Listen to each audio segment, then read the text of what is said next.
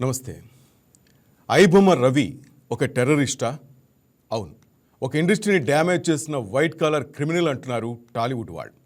Social మీడియాలో మాత్రం మరో వాదన వినిపిస్తోంది. అతను ఒక రాబిన్ హుడ్ అంటున్నారు. సినిమాలకు ఖర్చు పెట్టలేని పొజిషన్లో ఉన్న కామన్ మ్యాన్కు ఫ్రీగా సినిమా అందిస్తున్న రవి రాబిన్ హుడ్డే అవుతాడంటున్నారు. మరోవైపు ఇండస్ట్రీ వాళ్ళు అసలు ఎన్కౌంటర్ చేయాల్సిందే అంటున్నారు. ఇంకోవైపు అసలు పైరసీ వచ్చిందే ఇండస్ట్రీ వాళ్ళ వల్లే అంటున్నారు.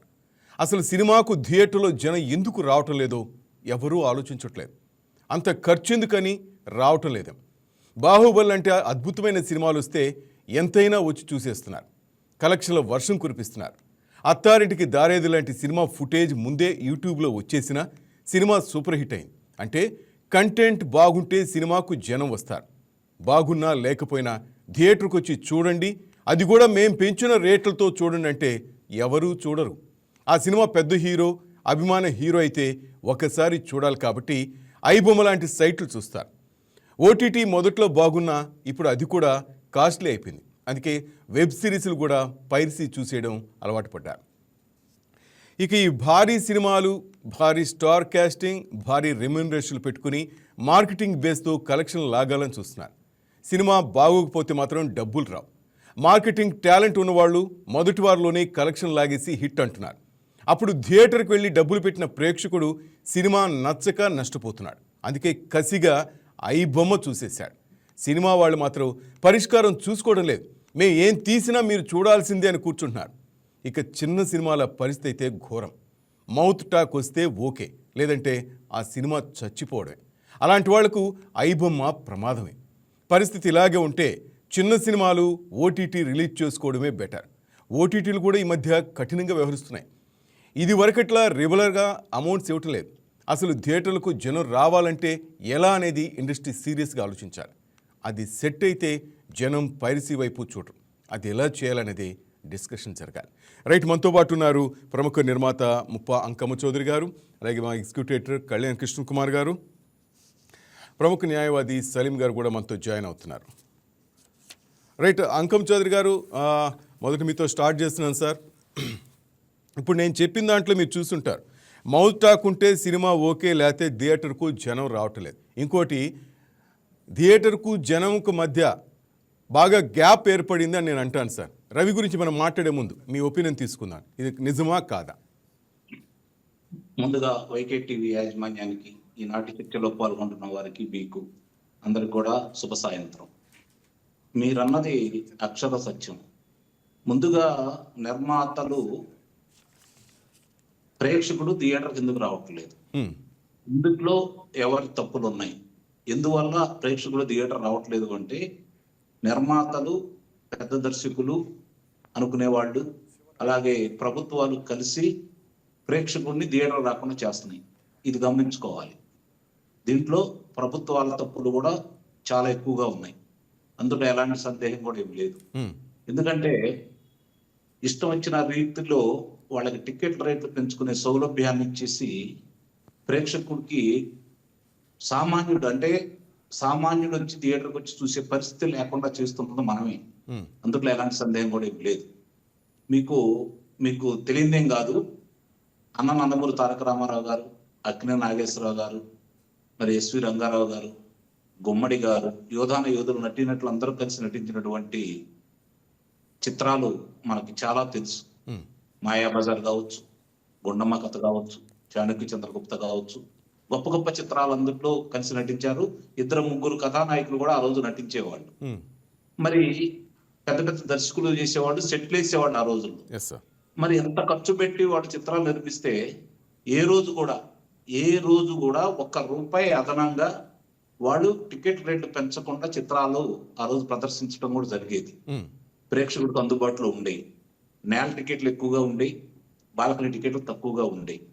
కానీ ఈరోజు ఇంత సాంకేతిక పరిజ్ఞానం మనకు అందుబాటులోకి వచ్చిన తరువాత ఎందుకు మనం ఈ ఖర్చులు పెంచుకుంటా వెళ్తున్నాము అంటే కథానాయకుడు, దర్శకుడు, సాంకేతిక నిపుణుల యొక్క రెమ్యూనరేషన్ చూసుకుంటా ఉంటే ఈరోజు ఒక్కసారిగా, అంటే ఇప్పట్లో పెద్ద పెద్ద వాళ్ళందరూ చేసినటువంటి చిత్రాలను చూసిన వాళ్ళంగా, దగ్గరగా పర్యవేక్షణ చేసిన వాడిగా, అవన్నీ చూసిన తర్వాత ఆ ఖర్చులు ఈ ఖర్చులు చూస్తున్న తర్వాత ఉమ్, ఇది ముమ్మాటికి నిర్మాతలది ప్రభుత్వాలది తప్పని నేను అంటానండి. ఉమ్, ఇది మాత్రం వాస్తవం. కారణం ఏంటంటే నిర్మాతగా ఈ రోజు చిత్ర పరిశ్రమలోకి వచ్చే చాలా మందికి పరిజ్ఞానం అనేది ఎంత ఉంది ఈ చిత్ర పరిశ్రమ మీద, శాఖల మీద పొట్టు ఎంత ఉంది, ఏ చిత్రాలు ఎలా నిర్మించాలి. ఉమ్, అసలు పెద్ద నిర్మాతలు అనుకునే వాళ్ళకి కూడా పెద్ద పెద్ద దర్శకులు కథానాయకులతో చిత్రాలు తీసేవాళ్ళు వాళ్ళని ఆ చిత్రానికి సంబంధించిన కథ చెప్పమనంటే ఎంతమంది చెబుతారో చూద్దాం. ఉమ్, ఈ రోజు అందుబాటులో లేకుండా పోయింది. ఉమ్, అంటే కథానాయకులు దర్శకులు వాళ్ళ యొక్క డామినేషన్ వల్ల మిగిలిన అన్ని కూడా నిర్మాత కూడా ఏం ఆలోచిస్తున్నారంటే పెద్ద నిర్మాతలు అనుకున్న వాళ్ళు వాళ్ళిద్దరికి అడ్వాన్స్ ఇచ్చి చిత్రం ప్రారంభిస్తే ₹1 కూడా వాళ్ళ ఖర్చు లేకుండా చిత్రం పూర్తి అయిపోతుంది. కొనేవాళ్ళు కొంటున్నారు, శాటిలైట్ భారీ రేట్లు వస్తున్నాయి, డిజిటల్ రేట్లు వస్తున్నాయి, డబ్బింగ్ రేట్లు వస్తున్నాయి. కాబట్టి వాళ్ళకి ఏ నొప్పి తిరగట్లేదు. ఉమ్, కానీ చిన్న నిర్మాతలు అనుకునే వాళ్ళు ఈ రోజు ఒక మాఫియా తయారైన చిత్ర పరిశ్రమలో ఆ మాఫియా వల్ల చిన్న నిర్మాతలు అనేవాళ్ళు బ్రతకలేకపోతున్నారు. రెండోది అవగాహన లేకుండా ఇందాక నేను చెప్పినట్లు సార్ అవగాహన లేని వాళ్ళందరూ చిత్ర పరిశ్రమకు వస్తున్నారు. ఉమ్, ఏ చిత్రాన్ని అంటే ముందుగా కథ మీద ఎవరికి పట్టు ఉండటం లేదు. ఒక మంచి కథను తయారు చేసుకుని దానికి వెళ్దామన్న ఆలోచన కూడా ఉండటం లేదు. ఎవరో సాంకేతిక నిపుణులు దర్శకులు లేకపోతే ప్రొడక్షన్ వాళ్ళు ఇంకోటో చెప్పిన దాన్ని బేస్ చేసుకొని చిత్ర పరిశ్రమకు వస్తున్నారు. ఇక్కడ ఏదో లాభాలు పొందామన్న ఉద్దేశంతో నాకు తెలిసి సంవత్సరానికి చిన్న నిర్మాతలు ఒక 125 చిన్న చిత్రాలు అయితే తెలుగు పరిశ్రమలో నిర్మిస్తున్నారు. ఎస్ సార్ అందుట్లో మధ్యస్థం కథానాయకులు ఒక 10 తీసేస్తే మిగిలిన 115 చిత్రాల్లో కూడా 5 చిత్రాలు కూడా విజయవంతం కావట్లేదు. ఉమ్, ఎందుకు కావట్లేదు? ఒక ఆత్మ పరిశీలన చేసుకోవాల్సిన అవసరం అయితే నిస్సందేహంగా నిర్మాతలు అనుకునే మా బోటి వాళ్ళందరికీ ఉందని అయితే నేను నిస్సందేహంగా చెప్పగలను. ఒక పంపిణీదారుడిగా ఓ చిత్ర నిర్మాతగా నాకున్న అవగాహన ప్రకారం ఈ రోజు చిత్ర పరిశ్రమ ఈ విధంగా కుదేలవడానికి అన్ని విధాలా అందరూ కారణమే. అందులో ఎలాంటి సందేహం కూడా లేదు. ముఖ్యంగా నిర్మాత, సాంకేతిక నిపుణులు, కథానాయకులు. అంటే వాళ్ళ దగ్గరకు వచ్చేసరికి వాళ్ళు ఏమంటున్నారంటే ఉమ్, మా డిమాండ్ బట్టి మీరు ఇస్తున్నారు కదా, ఉమ్, మా కోసం మీరు ఇస్తున్నారా, మా చిత్రం సేల్బుల్ అవుతున్నాయి కాబట్టి మీకు ఇస్తున్నారా అంటున్నారు. ఎస్ సార్ అట్లా చూసుకుంటా ఉంటే ఒక చిత్ర నిర్మాణంలో ₹100 కోట్ల ఖర్చు అవుతా ఉంటే ₹70 కోట్ల, ₹75 కోట్ల సాంకేతిక పనిచేసే వాళ్ళకి, సాంకేతిక నిపుణులకు కావచ్చు, లేకపోతే కథానాయకులు దర్శకులు వాళ్ళకి మాత్రమే వెళ్ళిపోతా ఉన్నాయి. ఉమ్, 20% కూడా మిగిలిన వాళ్ళకి ఖర్చు పెట్టట్లేదు. ఉమ్, మరి ఈ విధంగా ముందుకు తీసుకెళ్తే చిత్ర పరిశ్రమ ఎలా నిలబడుతుంది? దాని తోడు ఈ రోజు ప్రభుత్వాలు కూడా ఉమ్, ఇష్టారీతిగా ఎవరు పెట్టి తీయమన్నారండి? వాళ్ళని కోట్లు పెట్టి చిత్రాలని ఉమ్, ఎవరి కోసం తీస్తున్నారు? Yes. వాళ్ళు ఏమైనా అచ్చం తెలుగులో నిర్మిస్తున్నారా చిత్రాలని? ఉమ్, వివిధ భాషల్లో వాళ్ళు డబ్ చేసుకుంటూ ముందుకెళ్తానే ఉన్నారు. రైట్ మరి మీరెందుకు చిత్ర పరిశ్రమకు సంబంధించి వచ్చి మీ దగ్గర పెద్దవాళ్ళ రంగంలోనే టికెట్ రేట్లు ఇష్టరీతిగా పెంచుకోమని చెప్పి మీరు ఎందుకు అవకాశం ఇస్తున్నారు? రైట్ అది కదా ఈ రోజు ప్రేక్షకుడు థియేటర్ రాకుండా చేసింది. రైట్ ఒకనాడు ఒక్క నిమిషం అంకం చౌదరి గారు, మనతో పాటు ఓ ప్రముఖ న్యాయవాది సలీం గారు లైవ్లోకి వచ్చారు. సలీం గారు ఈరోజు ఉదయం హైదరాబాద్లో రవిని కలవటం జరిగింది సార్. ఈ ఐబొమ్మని మనం ఏం చెప్పుకుంటున్నామో ఆ రవికి సంబంధించి ఆయన కలిశారు, రవితో ఏం మాట్లాడారు, రవి తరపున ఈయన ఫైట్ చేయబోతున్నారు ఒకసారి అడుగుతారు. సలీం గారు నమస్తే సార్. నమస్కారం శ్రీనివాస్ గారు. నమస్కారం సార్. సార్ ఏంటి రవితో ఏం మాట్లాడారు, రవి ఏమంటున్నాడు? రవితో మాట్లాడాను. రవి బాగున్నాడు. అండర్ ఇన్వెస్టిగేషన్ ఇంటరాగేషన్ ఉన్నారు. నేను వెళ్ళిన అప్పుడు సౌత్ డీసీపీ కవిత గారి దగ్గర ఆయన ఉన్నాడు అప్పుడు. సో నేను ఆయన కోసం ఒక ½ అన్ అవర్ వెయిట్ చేసిన తర్వాత అయ్యో శ్యామసుందర్ గారు ఆయన తీసుకొచ్చిన తర్వాత నాతో మాట్లాడిపించారు. సో మీకు దాని తర్వాత ఆయన కోసం లంచ్ తీసుకొచ్చారు. సో లంచ్ అది పెట్టారు. నేను చెప్పాను, నేను విశాఖపట్నంతో నుంచి వచ్చాను, మీ ఫాదర్ తో మాట్లాడాను, ఆయనకు వకాలత్ అడిగాను. ఆయన అన్నారు, మీరు వెళ్ళి ఏమంటారు రవితోనే మాట్లాడి మీరు పుణ్యం పని మీద వచ్చారు కదా, ఆ పుణ్యం పని మీరు రవితోనే తీసుకుని అని అన్నారు. సేమ్ విషయం అతనికి చెప్పాను. మరి నేను ఆయన అడిగాను, మీ ఫాదర్ కి ఏదైనా ఇన్ఫర్మేషన్ ఇవ్వాలంటే చెప్పాడు. లేదు నేను బాగున్నాను చెప్పానంట. మరి నేను ఎవరు అయ్యో గారు ఉన్నారు వాళ్ళు కూడా చెప్పాను, ఆయన ఫాదర్ నంబర్ నా దగ్గర ఉంది, మీకు ఇస్తాను, వాళ్ళ ఫాదర్ ని అదే కమ్యూనికేట్ చేయండి, సరే చేయండి అంటే నా ఫోన్ కూడా నేను ఇచ్చాను. ఇప్పుడు వాళ్ళు కూడా నా ఫోన్ నంబర్ ఇస్తే వాళ్ళు కూడా ఫాదర్ తో మాట్లాడతాను ఇది విషయం. ఇంకా మరి విషయాలు ఏం చెప్పారంటే వాళ్ళ ఫాదర్ ఎవరు మన రవి వైఫ్ ఫోన్ చేసిన వాళ్ళకు ఒక పాప ఉంది కదా చూడండి రాని అని అని చేశారు. ఆ విషయం రవికి చెప్పు అని చెప్పారు. ఆ విషయం నేను ఆయన చెప్పాను. ఇది ఈ రోజు అయింది. రైట్. అంటే సిసిఎస్ బషీర్ బాబులో. సార్ సార్ అంటే రవి మూమెంట్ అంటే ఏ విధంగా ఉంది? ఈ రోజు కూడా ఒక 5 కేసులు నమోదు చేశారు. కొంతమంది బడా నిర్మాతలు రవిని ఎన్కౌంటర్ చేస్తే బాగుంటుందన్నారు. ఎందుకంటే అక్కడ పోలీసు ఉన్నతాధికారులు వాళ్ళ సంగతి ఇంతకుముందు మనం చూసాం, కొన్ని మంచి పనులే చేస్తున్నారు. కొంతమంది ఎక్కువగా రవికి విరోధుల కన్నా ఈరోజు అభిమానులు ఎక్కువ అయిపోయారు సార్. అది నేను చెప్పనవసరం లేదు. సోషల్ మీడియాలో ఎక్కడ చూసినా కూడా రవిని అభిమానించే వాళ్ళు ఎక్కువైపోతున్నారు. మీరు ఆ విషయాలు రవితో మాట్లాడారు సార్? రవి కాన్ఫిడెంట్గా ఉన్నాడు సార్ బయటకు వస్తానని? కానీ అది ఆ మాట నేను చెప్పలేదు. ఎందుకంటే అది పోలీస్ కస్టడీలో ఉన్నాడు కదా. బయట వచ్చిన తర్వాత ఈరోజు ఫస్ట్ డేనే కదా, మరి అంత స్పోర్టీగా అంత ఏమంటారు క్యాజువల్ గా మాట్లాడతారు, అఫీషియల్ గా మనం మాట్లాడుతున్నాం. సో అది ఉంది. అతనికి అదే లీగల్ గా నేను ఏం సాయం చేయాలి అది చేస్తానని చెప్పాను అతనికి. మరి నా నంబర్ ఇచ్చాను పోలీసులకి. మీరు ఏదైనా అతనికి నీడ్ ఏదైనా ఉంటే నాకు ఫోన్ చేయండి, నేను ఉంటాను. రేపు వారం నేను ఉంటాను. మరి రేపు 1 గంటలకు వచ్చి నేను కలుస్తాను. దాని తర్వాత నేను వెళ్ళిపోతాను. నేను ఆ ఇన్ఫర్మేషన్ ఇచ్చాను. ఈ రోజు నేను హైదరాబాద్ లో ఉన్నాను. రేపు కూడా వెళ్ళి ఆయన కలుస్తాను.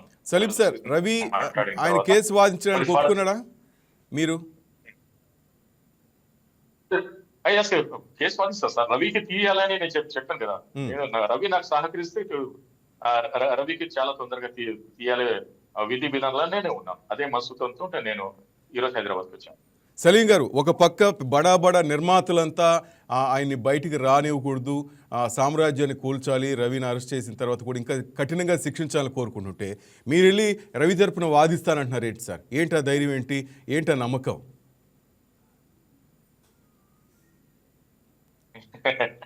నేను ఏం జరగ మీకు అది కాన్స్టిట్యూషనల్ గ్యారంటీ తెలుసా? ఆర్టికల్ 20(1) ప్రతి ముద్దకి ఒక లాయర్ కావాలి. అది తెలుసా? ధైర్యం ఉన్నవాడే ధైర్య సాహసం చేస్తాడు, పెద్ద కేసులు వాదిస్తారని నేను మీకు చెప్తున్నాను సార్. అంటే వైట్ కాలర్ నేరస్తుడు అని చెప్పేసి ఒక ముద్రేసేసి కొన్ని వేల కోట్లు 21,000 సినిమాలు పైరసీ చేశాడు. దాదాపు కొన్ని వేల కోట్ల లాస్ సినిమాకి అని చెప్పి నిర్మాతలంతా ఏకమైపోయారు సార్. దాదాపు చూస్తుంటే సినిమా ఇండస్ట్రీ అంతా అతనికి అగైనెస్ట్గా ఉంటే మీరు అతనితో ఫైట్ చేసి ఈ కేసు గెలవగలని అనుకున్నారా? లేకపోతే అందరిలాగే మీరు కూడా లేదు మాట్లాడాలనుకుని మీరు హైప్ కావాలని చూసుకుంటున్నారా? Very good question. నేను ఒకసారి కేసు తీసుకుంటే గెలవాలని ఉండదు, కానీ ఓన్లీ ఏమంటారు పట్టి మాటలు కట్టి పెట్టు ఉండదు. అది గట్టి బేలు నిలబెట్టు ఉంటారు సార్. చెప్పండి, గెలుస్తారు అనుకుంటున్నారా మీరు రవి కేసు? Sure sir, 100%. 100% గెలుస్తాను. రవికి బయట తీస్తాను సార్. ఏంటి ఆ నమ్మకం ఏంటి సార్ సలీం సార్? నేను criminal defence lawyer, so I have own guts so to deal such a this is the small case in front of me. So మన లాలా ఎన్ని ఇది ఉన్నాయి, ఫ్లా ఉన్నాయి. సో దాన్ని యూజ్ చేసి ఆ కేసు వాదించి నేను ఇది చేస్తాను సార్. సార్ దాదాపు 5 కేసులు పెట్టారు ఇప్పటికే. ఇంకా ఆయన మీద ఏం కేసులు పెట్టాలని పోలీస్ డిపార్ట్మెంట్ చూస్తుంది. ఫిల్మ్ ఇండస్ట్రీ మొత్తం పోలీసులకే సపోర్ట్ చేస్తూ ఇటువంటి వాడిని బయటికి రావద్దని ఆల్రెడీ ఇతనికి ఇంకెవరైనా సపోర్ట్ చేస్తున్నారా? ఆ బ్రాంచెస్ కానీ ఆ అర్జున్ మొత్తాన్ని క్లీన్ చేయాలని వాళ్ళు కోరుకుంటుంటే మీరు ఫైట్ చేస్తారంటున్నారు సార్. అసలు ఫైట్ చేసే మూమెంట్ వీళ్ళు ఇస్తారనుకుంటున్నారా మీరు అసలు? సార్ 5 కాదు 50 కేసులు కూడా వాళ్ళు అతని మీద ఫ్రేమ్ చేస్తే బ్లాంకెట్ ఆర్డర్ తీసుకుంటాం. 50 బ్లాంకెట్ ఆర్డర్ అంటారు దాన్ని. 50 కేసులను ఒకటే ఆర్డర్, ఒకటి షూటీ పెట్టి తీసేద్దాం. దాంట్లో ఏం ఉండదు. చాలా ఇవన్నీ ప్రొవిజన్స్ ఉన్నాయి, అవన్నీ మనం వాడతాము. పోలీస్ కూడా వాళ్ళ దగ్గర ఎన్ని ప్రొవిజన్ ఉన్నాయి అది దాన్ని వాడతాం. సో ఇది common practice of the law అని నేను చెప్పాను సార్. ఒక పక్క వాళ్ళ ఫాదరు వద్దని చెప్పేస్తున్నాడు, నాకు ఇలాంటి కొడుకు వద్దు, ఇతనికి శిక్ష పడాల్సిందే అంటున్నారు. ఒకవైపు మీరు చెప్తున్నట్టుగా వాళ్ళ మిస్సెస్ కూడా దూరంగా ఉంది, కాకపోతే ఆ బిడ్డను ఏదో చూడాలని ఏదో మీరు చెప్పిన ఆ విషయం వింటున్నాను సార్. మరి ఎవరు లేకుండా ఒక సలీం గారు రవి పక్క నుండి వాదిస్తాను అంటుంటే అంటే ఏంటి సార్ ఇది? అంటే సోషల్ మీడియాలో చాలామంది ఆయనకు మెసేజ్లు పెడుతున్నారు, రాబిన్ హుడ్ అంటున్నారు, రవి వల్లనే కొంతమంది మేము సినిమా చూడగలిగాం, ఇప్పుడున్న పరిస్థితుల్లో సినిమా థియేటర్ కూడా వెళ్ళలేని పరిస్థితి, ఇలాంటి రవిలు కావాలంటున్నారు. కొంతవరకు ఇది తప్పైనా కూడా ఈరోజు రవిని ఎందుకు సార్ అంత హీరోగా చూస్తున్నారు? మీరు కూడా హీరోగా చూస్తున్నారంటే అనిపిస్తుంది నాకు. ఏ కోణంలో నచ్చాడు మీకు రవి? అదే కదా మాస్ మూమెంట్ సార్. ఈ రోజు Robin Hood, Tollywood Robin Hood ఏమంటారు, మన తెలుగు ఠాగూరు, రజనీకాంత్, శివాజీ లాగా అతను ప్రైజ్ చేస్తారు. మీరు చూడండి, మీమ్స్ చూడండి. ఒక్క నేను కలిసిన వాళ్ళ ఫాదర్ వీడియోస్ ఒక్కొక్క ఇన్స్టాగ్రామ్ 10 lakhs వరకు వ్యూస్, 1 lakh లైక్స్, మరి కామెంట్స్. అసలు కామెంట్స్ చూసి నాకైతే కళ్ళు నిలవ సార్. సార్ మనం 1 రూపీ ఇచ్చేసి మీకు సహకరిస్తాం సార్. ఒక అబ్బాయి అయితే సార్ నా దగ్గర 5,000 ఉన్నాయి సరే సార్ మీకు నేను ఇస్తానని. ఈ రోజు నాకు 3-4 కాల్స్ వచ్చాయి. సార్ మీరు ఎక్కడ ఉన్నారో చెప్పండి సార్, మీరు డబ్బులు ఇస్తాం సార్, మీరు హైదరాబాద్ వచ్చారు కదా మా అన్న రవి బయట తీసుకోరండి అని. సో ఇంత ఫ్యాన్ ఫాలోయింగ్ ఉంది. సో వీళ్ళు చెప్పిన పోలీస్ స్టోరీ ఎంత వాస్తవం ఉంది. సో ఆల్ వాస్తవం come true after the trial of the court. Before trial ఇవి అన్ని అలిగేషన్స్ ఉన్నాయి. వాళ్ళు చెప్పిన స్టోరీ అన్ని కాక్ అండ్ బుల్ స్టోరీ ఉన్నాయి. అవి అన్ని బుర్రకథ ఉంది.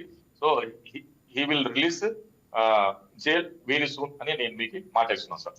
సార్ మీరు సోషల్ మీడియాలో కామెంట్స్ ఇవన్నీ చూసి నాకు కన్నీటి పర్యంతమనో లేకపోతే మీరు ఏదో అంటున్నారు. మరి ప్రొడ్యూసర్స్ తరపున, దిల్ రాజు తరపున లేకపోతే మరొకరి తరపున మీరు ఎందుకు వాదించకూడదు సార్? వాళ్ళ తరపు కూడా న్యాయం లేదంటారా? సార్ వాళ్ళ దగ్గర న్యాయం ఉంది అది లేదు. దిల్ రాజ్ కి పెద్ద పెద్ద లాయర్ ఉంటారు సార్. చూసా ఇటువంటి ఏమంటారు అమాయకుడికి లాయర్ నేను ఉన్నాను.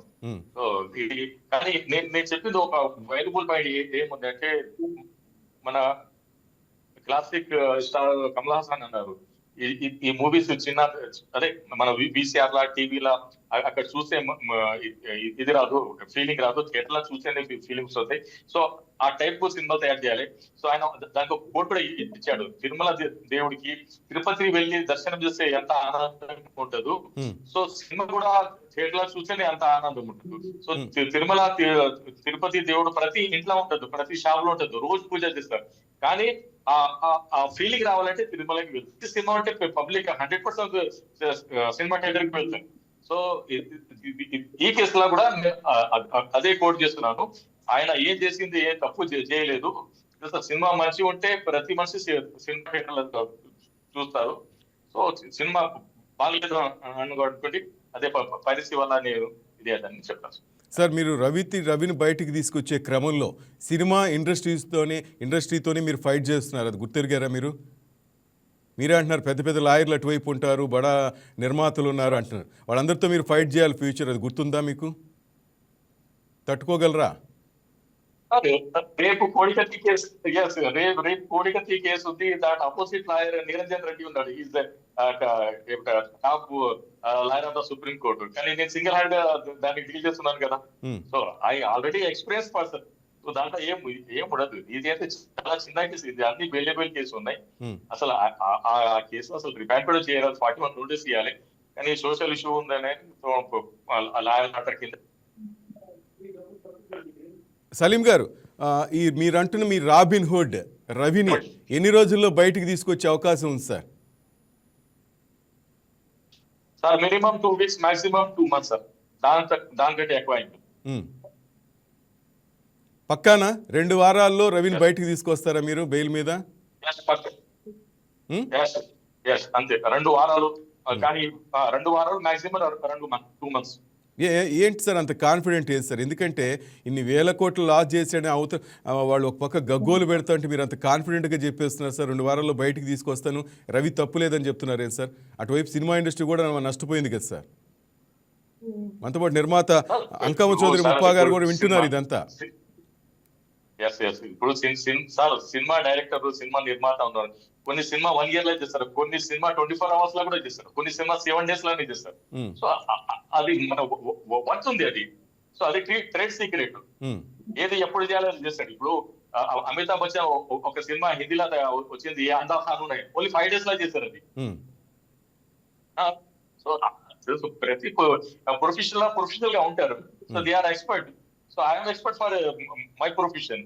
సో అందుకే నేను మాట్లాడుతున్నాను. సలీం గారు మీరు చెప్పేదంతా బాగుంది. మరి థియేటర్లకు జనం రావట్లేదంటే రేట్లు ఎక్కువ పెట్టారు, లేకపోతే అక్కడున్న పాప్కార్న్ ప్యాకెట్ల నుంచి ప్రతి ఒక్కటి రేట్ ఎక్కువ ఉంది, ఫ్యామిలీ వెళ్ళలేకపోతున్నారు. ఈ కారణంతోనే రవి ఈ విధంగా తయారీ పైరసీ సినిమాలు తీయటం, దానికి జనం అట్రాక్ట్ కావటం, ఈరోజు ఆయన దేవుడిగా కొలుస్తున్నారంటారు. మరి మీరు ఇంత ఆలోచిస్తున్న మీరు ఎందుకని థియేటర్లో జరుగుతున్న ఈ అక్రమాలు, ఇంత రేట్లు పెడుతున్న సినిమాల మీద మీరు ఎందుకు మొదటి నుంచి ఫైట్ చేయలేకపోయారు? ఇప్పుడు మాత్రం రవిని బయటికి తీసుకొస్తా అంటున్నారే, మీరు ఆ రోజే ఆ స్టెప్ తీసుకుని ఉంటే కొంతమంది సినిమా ఇండస్ట్రీలో మార్పు వచ్చిండేది కదా. ఇప్పుడు మీరు రవిని తీసుకోవటం వల్ల మీరు ఎంకరేజ్ చేస్తున్నట్టు అనిపిస్తుందేమో ఇంకా 10 మందిని. అలా కదా మార్పు వస్తుంది సార్, ప్రతి దానికి ఒక సిచ్యువేషన్ ఉంటుంది, సిచ్యువేషన్ వల్ల మార్పు వస్తుంది. సో రైట్ టు ఫుడ్ ఎలా ఉంది, రైట్ టు ఎడ్యుకేషన్ ఎలా ఉంది, ఇప్పుడు రైట్ టు సినిమా కూడా మనం ఇది చేద్దాం, దాని మీద కూడా ఒక కంట్రోల్ బోర్డు పెడతాము, సినిమా రేట్స్ మీద కూడా మనం ఇది చేద్దాం. సో దీని మీద కూడా మనం చంద్రబాబు నాయుడు, రేవంత్ రెడ్డితో కూడా మాట్లాడదాం, ఇది చేయండి.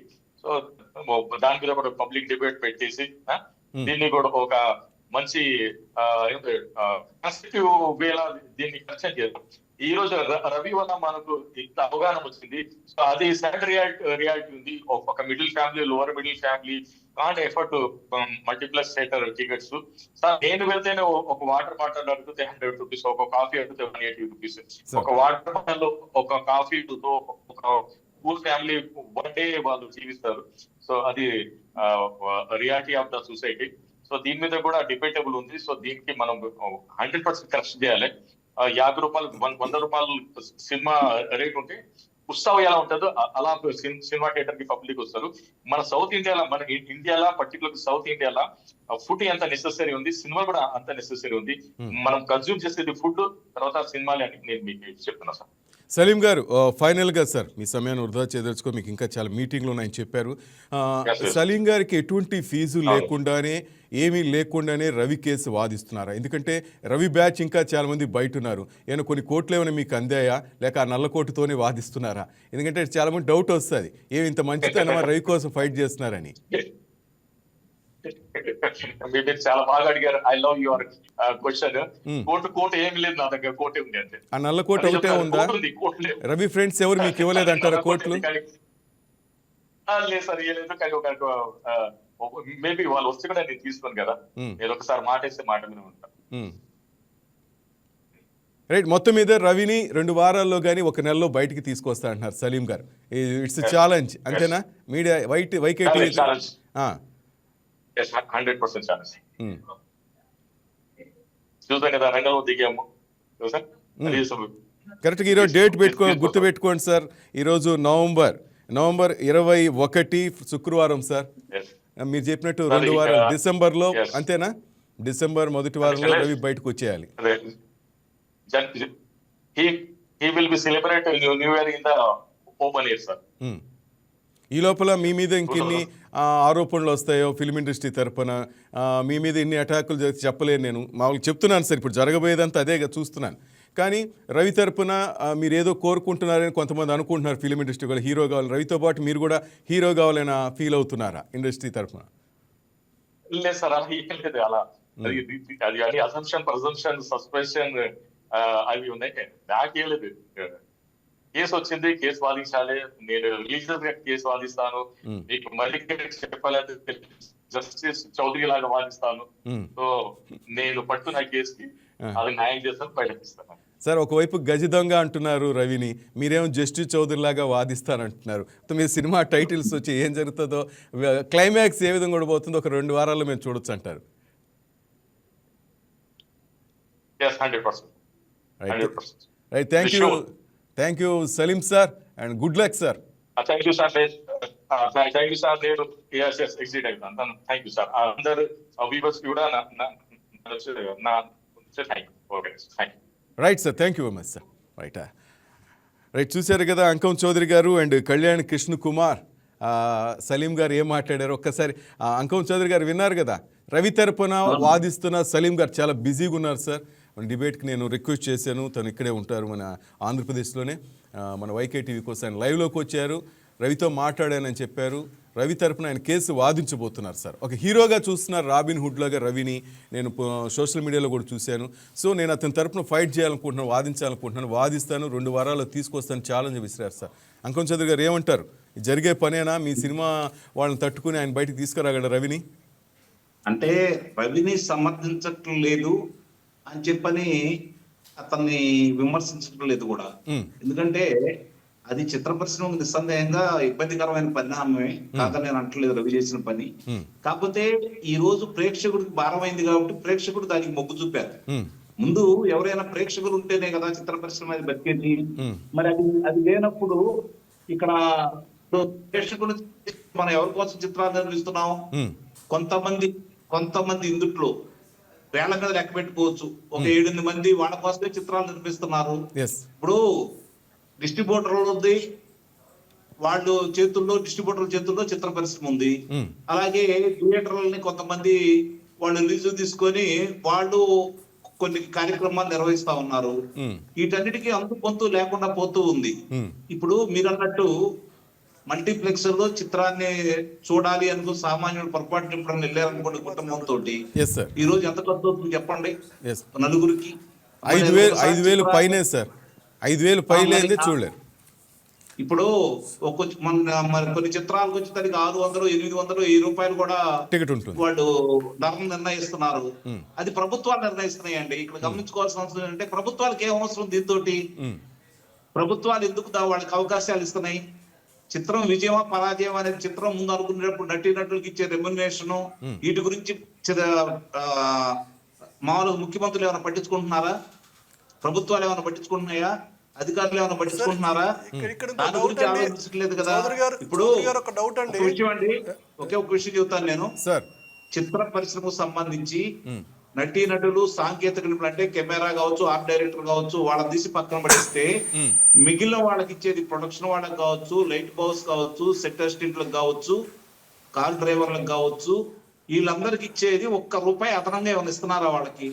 చిన్న సినిమాకి పనిచేసినా అదే రెమ్యునేషన్, పెద్ద సినిమాకి పనిచేసినా అదే రెమ్యునేషన్. Same remuneration. మరి వీళ్ళు ఎంత ఖర్చు అయిందని చెప్పని ప్రభుత్వాలకు ఒప్పించేసి అధిక రేట్లు ప్రజల దగ్గర వసూలు చేస్తున్నారు. మరి అందుట్లో 1% ఏదన్నా సరే ఈ పనిచేసే వాళ్ళకి ఇస్తున్నారా? ఇవ్వట్లేదు. మరి దానికి ప్రభుత్వాలు ఎందుకు ఆమోదిస్తున్నాయి? అంటే వాళ్ళ దగ్గరకు వచ్చే అంటే ఈ ప్రభుత్వాలు కూడా చేస్తున్నటువంటి తప్పిదాలు ఏంటంటే మీరు గమనించుకోండి.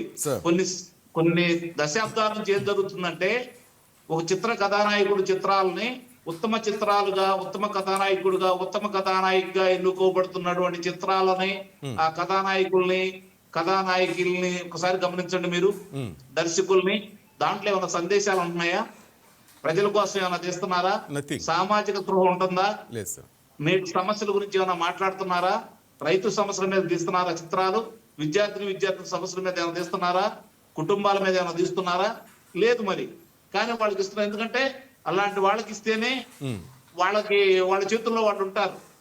నిజమైన మంచి చిత్రాలను ఆదరించాలి అంటే ప్రభుత్వాలైనా సరే సామాజిక స్పృహ ఉన్న చిత్రాలు గుర్తించేసి వాటికి రాయితీలు ఇస్తే ఎక్కువ చిత్రాలు అవి బయటకు వస్తాయి. వాటి వల్ల సమాజంలో ప్రజల్లో కూడా ఎంతో కొంత మార్పు వస్తూ ఉంది. ఈ రోజు ఒక కథానాయకుడు 100 మందిని చంపి స్మగ్లింగ్ చేసి లేదంటే వేరే కార్యక్రమాలు చేసిన అతనికి జాతీయ స్థాయిలో ఉత్తమ కథానాయకులు వేస్తున్నారు. ఇదేమన్నా అర్థం ఉందండి? ఒకసారి ఆలోచించండి ఏ విధంగా వెళ్తున్నాయి పోకళ్ళు. కాబట్టి ప్రభుత్వాలు వీటిని ప్రోత్సహిస్తున్నాయి. ప్రభుత్వాలు ఈ చేస్తున్నటువంటి కార్యక్రమాల వల్ల వాళ్ళకి ఇచ్చిన వెసులుబాటు వల్ల అధిక ధరలో టికెట్లు అమ్ముకునే అవకాశం వాళ్ళకి ఇస్తున్నందువల్ల సామాన్య ప్రేక్షకుడు ఈ రవి లాంటి వాళ్ళు ద్వారా మేము ఇంట్లో కూర్చొని చిత్రాలను చూస్తామనే స్థాయికి వాళ్ళు వచ్చేసారు. రైట్, ఒక్క నిమిషం సార్. అంకం చౌదరి మీరు చెప్పినట్టుగా మొదట్లో అన్నట్టు నిర్మాతలదే తప్పు అన్నారు. మా కళ్యాణ్ కృష్ణ కూడా అదే అంటాడు. రవి వాళ్ళ ఫాదర్ కూడా అదే మాట అన్నాడు. ఒక్కసారి ఆయన ఏమన్నాడు ఒకసారి విందాం సార్, తర్వాత మళ్ళీ మీ దగ్గరికి వస్తాను. Please play by it. Ravi వాళ్ళ ఫాదర్ది. దానికంటే అందగాలు తిన్నగా రాణిలా ఉంటారు. కాలేజీల్లోకి వెళ్తే ఎన్ని యూనివర్సిటీలు ఉన్నాయి, ఎన్ని కాలేజీలు ఉన్నాయి. చుక్కల్లాటలు ఉంటారు పిల్లలు. కడుపు జరగని వాళ్ళు, పేదవాళ్ళు, చదువుకున్న ఉన్నారు. అలాంటి అడిగినా ట్యాక్స్ చేస్తారు, తక్కువ డబ్బులకి. నిర్మాతలతో కూడా చాలా తప్పు ఉంది నాకు తెలిసి. అంటే ఇప్పుడు నేను సమర్థించలేదు, ఆడు చేసింది తప్పే, సమర్థించలేదు. దీనికి కారణం అప్పుడు 100,000 ఇస్తే ఎన్టీ రామారావు, నాగేశ్వరరావు యాక్ట్ చేశారు. కోట్లు ఎందుకండి ఒక్కొక్కరికి? కోట్లు ఇవ్వడం నిర్మాతలతో తప్పు. నేను కోట్లు ఇస్తేనే యాక్ట్ చేయను అన్నప్పుడు వదిలేయడం అలాంటిది. కొత్త వాళ్ళు ప్రోత్సహించిన తట్టంపుని వేడు ఉన్నాడు, ఎంత బాగా యాక్ట్ చేస్తాడు. వాళ్ళని ఎవరో పిలుస్తుంటారా పెళ్ళలేదు. మరి ఇప్పుడు కొత్తలో ఇప్పుడు ఎవడు రాజశేఖర్ ఉన్నాడు, ఆయన బాగా యాక్ట్ చేస్తాడు, ఆయన్ని వెనక్కి తొక్కిశారు. కంప్లైంట్ పెట్టిన సుమన్ దర్శకుల ఉన్నారు, బాగా యాక్ట్ చేస్తారు, ఆయన తొక్కిశారు. పెట్టిన ఆ? దర్శకుల పేర్లు అంటే డబ్బు ఉంటే వెనక్కి తొక్కియడమేనా? వాళ్ళ టాలెంట్కి ఇవ్వాలక్కర్లేదు గౌరవం. వాళ్ళ యాక్షన్ మీకు తెలుసు కదా ఎలా బాగా చేస్తారు, బాగా యాక్ట్ చేస్తారు. ఆ? ఇవన్నీ ఫస్ట్ నిర్మాణాలు తప్పండి. మా ఓడి చేసింది తప్పని కాదు. రైట్. కళ్యాణ్ కృష్ణ విన్నారు కదా, వాళ్ళ ఫాదర్ Right, ఏమన్నారు. శ్రీనివాస్. అండ్ సార్ అంకం చౌదరి గారు విన్నారు కదా, నిర్మాతలదే తప్పు అన్నారు సార్. ఎగ్జాక్ట్లీ నేను ఒప్పుకుంటున్నాను శ్రీనివాస్ ఇక్కడ కదండి. కొన్ని విషయాలు ఆ తప్పులు పెట్టుకుని వేరే వాళ్ళని ఎలా ఎస్, విమర్శిస్తాం మా మేము? అబ్బాయిది తప్పే, బట్ నిర్మాతలదే మొత్తం తప్పు అంటున్నారు సార్ ఆయన. నిస్సందేహంగా. రైట్. కళ్యాణ్ కృష్ణ మీరు ఒక్కసారి ప్లీజ్. Right sir. శ్రీనివాస్ ఇక్కడ కొన్ని విషయాలు చర్చించాల్సిన అవసరం ఉంది. ఎందుకంటే అంకమ్మ చౌదరి గారు చెప్పినా, సలీం గారు చెప్పినా, లేకుంటే ఎవరైతే మీరు అన్నట్టుగా రాబిన్ హుడ్ లాగా చూస్తున్నారనేటువంటి విషయాలు కూడా చెప్పడం జరిగింది. అయితే ఇక్కడ మనం కొన్ని విషయాలను గమనించాలి. ఒక సినిమా హీరో నిన్న వచ్చినటువంటి వార్త 600 మంది ఫైటర్స్తో ఫైటింగ్ అండి.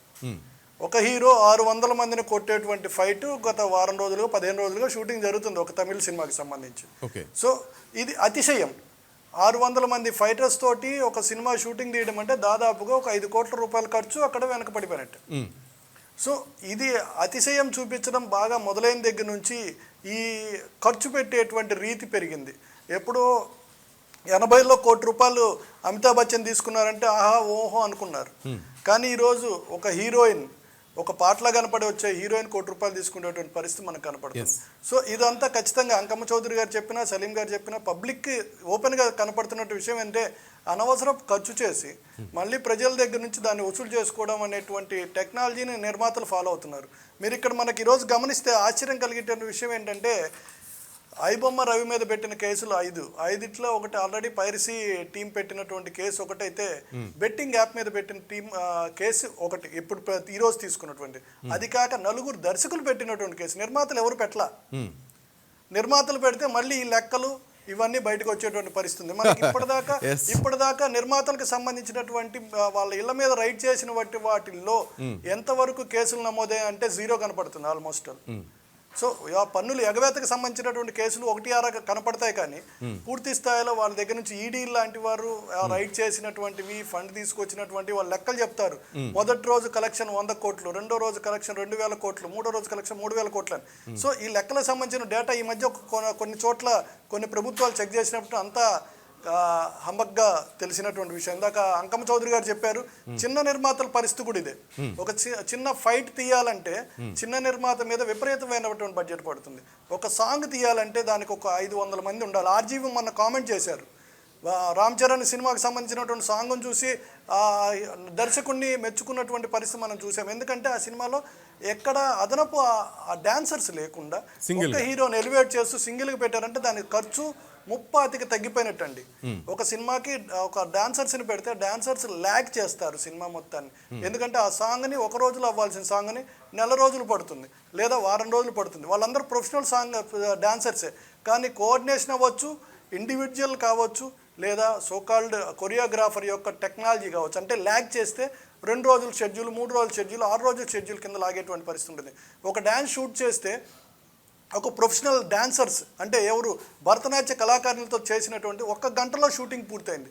అదే భరతనాట్యం కళాకారులు కాకుండా ఆ ప్రొఫెషనల్ డాన్సర్స్ని కనుక పెట్టి ఒక సాంగ్ తీస్తే 3-4 రోజులు పడుతుందండి. అంటే దగ్గర 3 షెడ్యూల్స్ చొప్పున 6 షెడ్యూల్స్, నైట్ లేట్ అయితే డబుల్ ఛార్జెస్ పడేటువంటి పరిస్థితి ఉంది. ఇక్కడ ఐబొమ్మ ఇది కాక టొరెంట్ ఈ ఐబొమ్మ ఒక్కటే ఎందుకు టార్గెట్ చేశారని పెద్ద క్వశ్చన్ మార్క్ అవుతుంది. ఎందుకంటే ఇప్పుడు మనకి వెబ్సైట్ చూస్తే టొరెంటో అంటే దగ్గర కోవిడ్లో విస్తృతంగా వెళ్ళినటువంటి ఐబొమ్మ లాంటి వెబ్సైట్లకు సంబంధించి పైరసీ మూవీస్ ఎప్పటి నుంచి చూడడం మొదలెట్టారని గమనిస్తే ఒకవైపు ఓటీటీ ఎలా డెవలప్ అయిందో ఇది కూడా సిమిలర్గా డెవలప్ అయిన పరిస్థితి కోవిడ్ నుంచే స్టార్ట్ అయింది. టొరెంట్సో నుంచి ఉన్నాయి, అది కాకుండా చాలా ఉన్నాయి. మన దగ్గర పెద్ద లిస్ట్ ఉంది.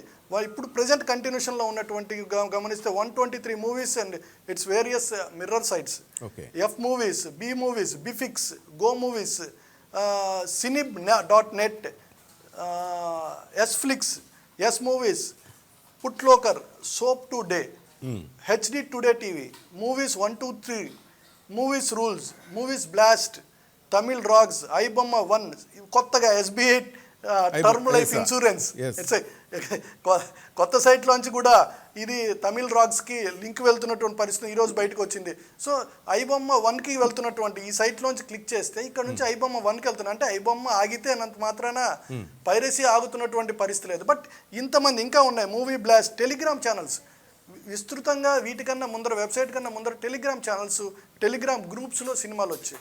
సో వీటన్నిటి మీద ఇంతవరకు టెలిగ్రామ్స్ మీద చర్యలు తీసుకుంటున్న దాఖలా ఎక్కడ కనపడవు. అయితే ఇన్నాళ్ళ నుంచి లేనిది ప్రత్యేకంగా రవిని తెర మీదకి తీసుకురావడం వెనక ఖచ్చితంగా ఏదైనా పెద్ద కుట్ర ఉంది అనేటువంటి అనుమానాలు మాత్రం ఖచ్చితంగా ఎగ్జాక్ట్లీ కొండంతవి ఎలుకను పట్టుకున్నట్టుగా మనకి ఇక్కడ స్పష్టంగా కనపడుతుంది. అంకమ్మ చౌదరి గారు మాట్లాడిన, సలీం గారు ఆయన స్వచ్ఛందంగా వచ్చారన్నా కానీ ఆయనకి విరాళాలు వచ్చేటువంటి పరిస్థితి కూడా కనపడుతుంది. విరాళాలు అనకూడదు, బట్ ఫీజుని కూడా ఇవ్వడానికి అతని అభిమానులు ఎవరైతే రవి అభిమానులు కొత్తగా తయారవుతుంది. అయితే ఎవరు చేసినా కానీ ఈ చర్య అంటే చట్టవిరుద్ధమైన చర్యకి శిక్ష మాత్రం తప్పదు. శ్రీనివాస్, రైట్. అంకమ్మ చౌదరి గారు, నేనేమంటానంటే ఈ ప్రెస్ మీట్స్ అని చెప్పి అనవసరం ఖర్చు చేస్తున్నారు. కావాలని అక్కడికి వచ్చిన కొంతమంది పాత్రికేయుల పేరుతో ఉన్న వాళ్ళు, లేకపోతే వీళ్ళే అరేంజ్ చేసిన వాళ్ళు కొన్ని క్వశ్చన్స్ వేయటం, ఆ అమ్మాయి హీరోయిన్ని ఏదైనా అనవసర ప్రశ్న వేయటం, లేకపోతే ఆ బొట్టు ఏందనో లేకపోతే కట్టు ఏంటనో ఇట్లా చేసేది వైరల్ చేయటం సినిమా కోసం. అండ్ అనదర్ ఇంకోటి ఏంటంటే కవర్లు ఇచ్చి కవరేజ్ చేసే దుస్థితికి మీ నిర్మాతలు చేరారని నాకు అనిపిస్తుంది సార్. నిజమేనా? నిస్సందేహంగా అండి, అందుట్లో అనుమానం ఏముంది. ఈ రోజు ప్రచారానికి, చిత్రానికి, చిన్న నిర్మాత ఒక చిత్రాన్ని 4-5 కోట్ల రూపాయలు ఖర్చు పెట్టి చిత్రాన్ని నిర్మిస్తే 1-2 కోట్ల రూపాయల పైన పబ్లిసిటీకి పెట్టాల్సిన పరిస్థితి ఈ రోజు కనపడతా ఉంది. పబ్లిసిటీ మీరు చేసుకోవాలి అంటే ఇప్పుడు పెద్ద నిర్మాతలు, పెద్ద దర్శకులు, పెద్ద కథానాయకులు ఉన్నారనుకోండి. పెద్ద కథానాయకులు, డైరెక్టర్ సినిమాకి వాళ్ళు డబ్బులు ఇపోయినా కూడా వాళ్ళ పత్రికలకు కావచ్చు, వాళ్ళ మీడియాకు కావచ్చు, లేదంటే సోషల్ మీడియాకు కావచ్చు, వాళ్ళకి వ్యూవర్స్ ఉంటారు కాబట్టి వాళ్ళు ఎగబడి మీదకి వెళ్ళిపోతారు, వాళ్ళు చూసుకుంటా ఉంటారు. కానీ చిన్న నిర్మాత పబ్లిసిటీ చేయాలి అంటే అంటే దాదాపు 130 నుంచి 180 మందికి కవర్లు ఇవ్వాల్సిన పరిస్థితి. అది తప్పదు ప్రచారానికి. కానీ ఎంత ఇస్తుంటారు సార్ కవర్లో? ఎంత ఉంటుంది సార్? ఎందుకంటే చాలా మందికి తెలియదు ఎంత కవర్ ఇస్తుంటారు సార్. కవర్లు ఎంత ఉంటుంది సార్? ఎంత నుంచి ఎంత ఉంటుంది? అది 300 నుంచి నిర్మాతల యొక్క ఓపికను బట్టి ఉంటుంది. అంటే దాదాపు అక్కడ టికెట్ల రూపంలోనే అక్కడ కూడా మీ టికెట్లు పెంచుకోవడానికి ఇక్కడ 300 నుంచి 1000 రూపాయలు, 1500 దాకా, 2000 దాకా, అంతేనా? ఈ కవర్ల రూపంలో ఇస్తుంటారు. 2000 ఇచ్చేవాళ్ళు ఉండర్లేండి, 2000 ఇచ్చే పరిస్థితులు 300, 500 అట్లా ఇస్తా ఉంటారు. కొంతమంది తెలియక నిర్మాతలు కొత్తగా వచ్చే వాళ్ళకి దీని గురించి చెప్తూ వాళ్ళ చేత ఎక్కువ డబ్బులు ఇచ్చేసి మధ్యలో వాళ్ళు కొట్టేస్తా ఉంటారు. జరిగే పరిణామాలు ఇవే. ఈ అనవసర ప్రశ్నలు వేయటం కూడా మీరు చెప్పే ముందుగానే తీరేసే ఇదంతా అంటే అది చిత్రీకరించారండి, అది ముందే అనుకోరు. సహజంగానే వీళ్ళు వాళ్ళకి డబ్బులు ఇస్తున్నారు కాబట్టి, లేదంటే వాళ్ళ గురించి బాగా బయటకు వస్తుందన్న ఉద్దేశంతో వాళ్ళు చాలా ప్రశ్నలు వేస్తూనే ఉంటారు. ఓ చిత్రం విడుదలవుతా ఉంటే సహజంగానే ఇప్పుడు ఎవరు చిత్రాన్ని చూడరు. గమనించుకోవాల్సింది ఏంటంటే ఈ రోజు పరిస్థితి ఒకనాడు ఏంటంటే చిత్రం పూర్తయిన తర్వాత నెల రోజుల ముందు నుంచి సాంకేతిక నిపుణులు, కథానాయకులు, అలాగే పంపిణీదారులు, ప్రదర్శన వాళ్ళు, వీళ్ళందరికీ చిత్రాలు చూపిస్తూ ఉండేవాళ్ళు. 15-20 రోజులు, నెల రోజులైనా చూపిస్తూనే ఉండేవాళ్ళు. ఈ రోజు రేపు చిత్రం విడుదలవుతుందనగా అప్పుడు వేసి చూపిస్తారు. అప్పుడు దాకా ఎవరికి చూపించరు సినిమాను కూడా. ఎందుకంటే పెద్ద చిత్రాలు ఇంత డిజాస్టర్ అవడానికి కారణం ఏంటంటే ఎవరి దగ్గర కథలు ఇవ్వండి. కథానాయకులు ఉన్నారు, డైరెక్టర్లు ఉన్నారు, వాళ్ళకి పెట్టుబడి పెట్టడానికి ఫైనాన్సర్లు ఉన్నారు, వాళ్ళకి కొనడానికి డిస్ట్రిబ్యూటర్లు ఉన్నారు. చాలు వాళ్ళకి ప్రాఫిట్ వస్తుంది కదా. ఎంతమంది పెద్ద నిర్మాతలు నష్టపోయారు చెప్పండి? ఎందుకంటే నష్టపోరాడు, నాకు తెలిసి నష్టపోరు. నిజంగా ఒక పెద్ద కథానాయకుడు, దర్శకుడితో చిత్రాన్ని నిర్మించిన నిర్మాత నష్టపోయాడు అంటే ఇక అతను దౌర్భాగ్యమే. ఎందుకంటే అతను బిజినెస్ చేయడం రాదనేది లెక్క నాకు తెలిసినంత వరకు.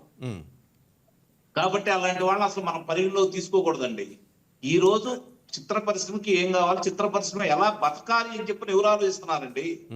ఎందుకంటే చిన్న నిర్మాతల్ని తొక్కిపట్టి నారదీసిన వాళ్ళను కూడా ఈ రోజు మా ప్రొడ్యూసర్ కౌన్సిల్ లోనో లేకపోతే ఛాంబర్ ఎదుర్కొంటున్నాం. అంటే దాని అర్థం ఏంటి? మన ఇబ్బంది పెట్టే వాళ్ళనే మనం మన సంఘాలకు ఎన్నుకుంటున్నాం. ఇంకా వాళ్ళు మనకు న్యాయం ఎలా చేస్తారు? తెలిసే తప్పు చేస్తున్నారు. తెలిసి వాళ్ళే వాడు బహిరంగ చెబుతున్నారు ఇది మా బిజినెస్ అని. నాకు తెలిసి చెబుతున్నా అండి, ఒకనాడు మయూరి ఫిలిమ్స్ వాళ్ళు థియేటర్లు తీసుకునేవాళ్ళు. ఆ రోజు కొంచెం వాళ్ళ చేతుల్లో తక్కువ రేట్లో ఉండేవి. వాళ్ళ చేతిలో నుండి బయటకు వచ్చిన తర్వాత ఉదాహరణ చెప్తాను నేను. ఒక మాజీ మంత్రికి సంబంధించిన 2 థియేటర్లు తీసుకుంటా ఉంటే 2 థియేటర్లు కలిపి నెలకి వాళ్ళు ఇచ్చేది 40,000 50,000 ఒక్కో థియేటర్. ఓకే. నెలకి రెంట్ మిగిలిన ఖర్చులన్నీ వాళ్ళు పెట్టుకుంటారు అనుకోండి. కానీ ఒక వారానికి అదే థియేటర్ లో ₹1,00,000 కాడికి వసూలు చేస్తున్నారు. ఇది ఆ లీజు తీసుకున్న వాళ్ళు 1 వీక్. ఇలాంటి కోకోలలు ఈ మధ్య కొంత చిత్రాలకు సంబంధించి వాళ్ళకు కూడా ఇబ్బందులు ఉన్నాయి కాబట్టి పర్సంటేజ్ ఇస్తున్నారు. కానీ అంతకు ముందు రక్త మాంసాలు పిండుకున్నట్టే, అందులో అనుమానం ఏం లేదు. ప్రేక్షకుడిని అలానే పిండుతున్నారు, చిన్న నిర్మాతల దగ్గర నుంచి కూడా అలానే తీసుకుంటున్నారు. చాలా ఘోరాలుగా చేసేవాళ్ళు గతంలో. అంటే ఇప్పుడు కొంచెం ఇంత ముందంత లేదు కానీ కాకపోతే ఈ రేట్లకి ప్రేక్షకుడు రావట్లేదు కదా. ప్రేక్షకుడు వచ్చి సినిమా చూస్తేనే కదా. ఒకనాడేంటి మనకి వినోదం ఏంటండి, హరికథ, బుర్రకథ, ఉగ్గు కథలు, నాటకాలు, తర్వాత మనకి డబ్బులు ఎక్కువగా పెట్టి చూసేది చిత్రాలు, ఇవే కదా. కాబట్టి అంతమంది కథానాయకులు ఉన్న అది చిత్రాలు వస్తున్నా కూడా ప్రజలు ఆదరించేవాళ్ళు. మొత్తం మీద నాకు తెలిసి రామారావు గారి చిత్రాలు ఒక 40-50 థియేటర్లో విడుదలైతే గొప్పగా చెప్పుకునేవాళ్ళు. కానీ ఈ రోజు 1,200, 1,300, 2,000 థియేటర్లో ఒక చిత్రం విడుదలవుతా ఉంది ప్రపంచ వ్యాప్తంగా. ఆంధ్ర రాష్ట్రంలో చూసుకుంటా ఉంటే 1000 థియేటర్లో కథానాయకుడి చిత్రం రిలీజ్ అవుతా ఉంది. ఇది ఎంతవరకు సబబు అంటే మాకు అట్లానే డబ్బులు వస్తాయి, డిస్ట్రిబ్యూటర్ కూడా అంతే. అంటే అంకం చౌదరి గారు, మొత్తం మీద మీరు చెప్తున్న దాన్ని బట్టి చూస్తుంటే మేడి పండు చూడు మేలిమై ఉండు, పొట్ట విప్పి చూడు పురుగులు అన్నట్టుగా తెలుగు ఫిల్మ్ ఇండస్ట్రీ కనిపిస్తోంది. అంతేనా? పైకి కనిపించిన అందంగా లోపలే.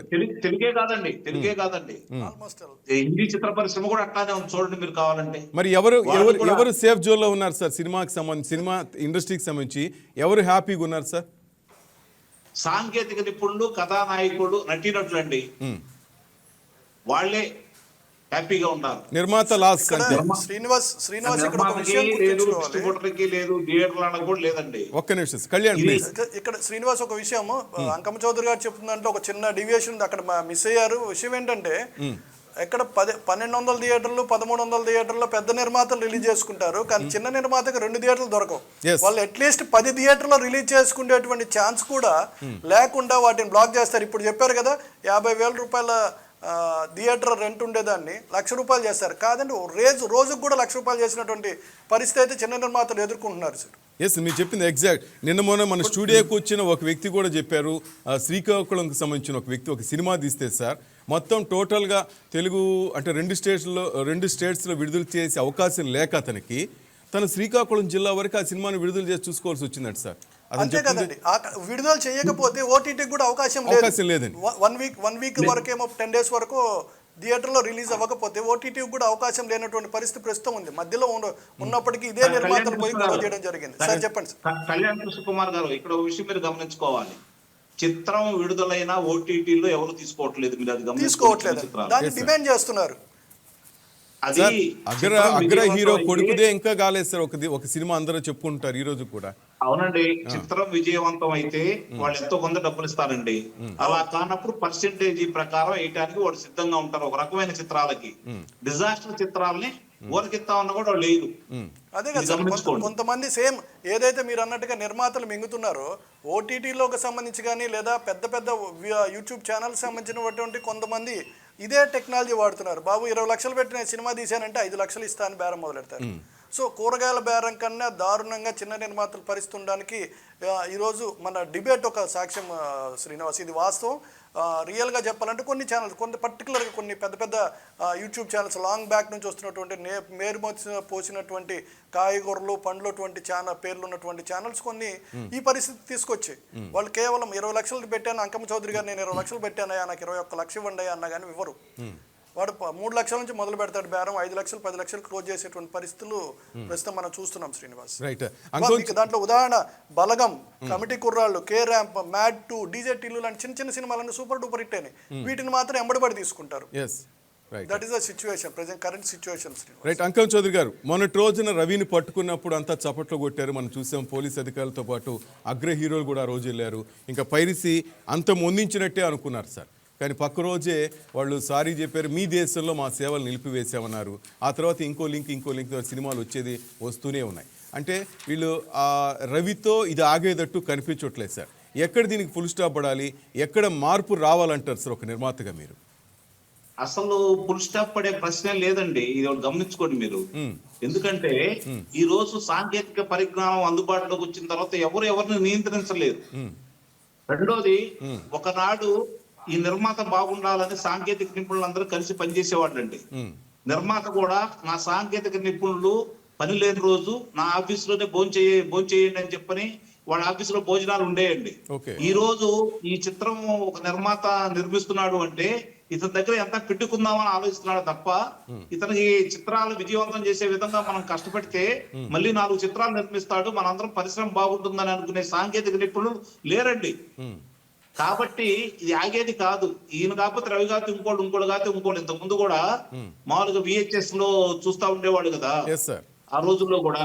అంటే ఇవన్నీ కూడా ఏంటంటే ఒక దీనికి ఇంకో గమ్మత్తు కూడా గుర్తుపెట్టుకోండి. పైరసీ చేసేటప్పుడు చిత్రం విజయవంతమైన చిత్రానికి ఇంకా ఉపయోగం కూడా జరిగేది ఒక రోజు. ఎందుకంటే ఇంట్లో పైరసీ క్యాసెట్లు చూసి బోదరగా ఉండేవి. ఇంత సాంకేతిక పరిజ్ఞానం ఆ రోజు లేదు కదా. బోదరగా ఉన్నప్పుడు అదే మనం సరిగ్గా చూడలేకపోయి మళ్ళీ థియేటర్కి వెళ్ళేవాడు. అర్థమైందండి. దానివల్ల ఇటు సినిమాలకు ఉపయోగం కూడా జరిగింది. ఎటొచ్చి మామూలు చిత్రాలు పరాజయం పొందిన చిత్రాలకి ఈ సినిమా ఎంత చండాలంగా ఉంది మరి థియేటర్లోకి వెళ్దాం అని చెప్పి థియేటర్కి వెళ్ళేవాడు కాదు. అంటే ఇది ఈ రోజు మొదలైంది కాదు, రేపు పొద్దునతో ఆగేది కాదు.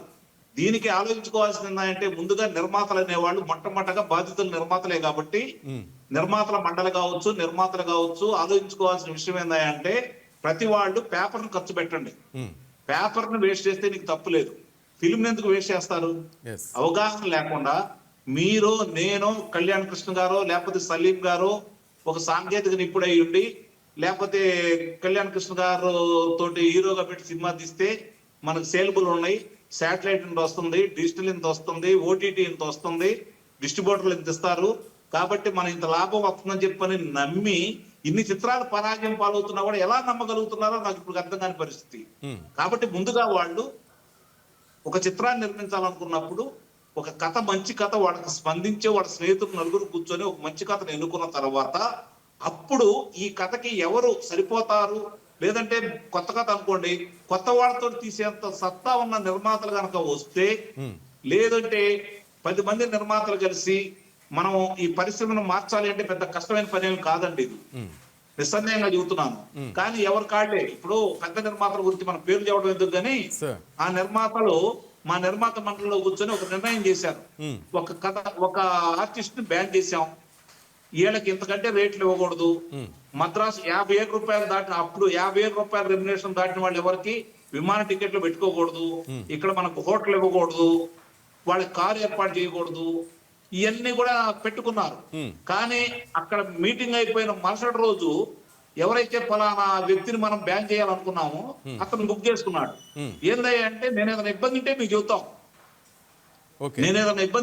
చెబుతాం, అంతేగా నాకు ఇబ్బంది లేనప్పుడు మీరు నన్ను అడగడానికి అని చెప్పని అంతకు ముందు ఆ నటుడికి రోజుకి 25,000 ఇస్తే రోజుకు 40,000 ఇచ్చి పెట్టుకున్నాడు ఆయన. అక్కడి నుంచి మొదలైంది ఈ వైలేషన్. ఈ రోజు కూడా దాన్ని అదుపాయకం లేకుండా పోతా ఉంది. ఇంకోటి మీరు గమనించుకోండి, ఒక చిత్ర కథానాయకుడు ఆ చిత్రం పరాజయం పాలైతే రెండో చిత్రానికి ఇంకొక 5 కోట్లు అదనంగా ఇస్తున్నారు. ఏ బేస్ మీద ఇస్తున్నారండి? ప్రామాణికాలు ఏంటి దానికి చెప్పండి. ఇప్పుడు ముక్కు మగం తెలియని వాళ్ళందరినీ తీసుకొని వచ్చేసి పరభాష నుంచి తీసుకొస్తున్నారు. ఎందుకంటే ఈ రోజు అంత జాతీయ స్థాయి కాకుండా అంతర్జాతీయంగా ఈ చిత్రాలు ప్రదర్శనకు అవుతున్నాయి కాబట్టి అని చెప్పని ఇందాక వారు చెప్పినట్లు 100 మంది, 200 మంది, 1,600 మంది, 2,000 మంది తోటి చేస్తున్నారు అంటే దాన్ని ఎంత ఖర్చు పెడుతున్నారు, ఎన్ని రోజులు పడుతుంది, ఇది ఆలోచించుకోవాలి కదా.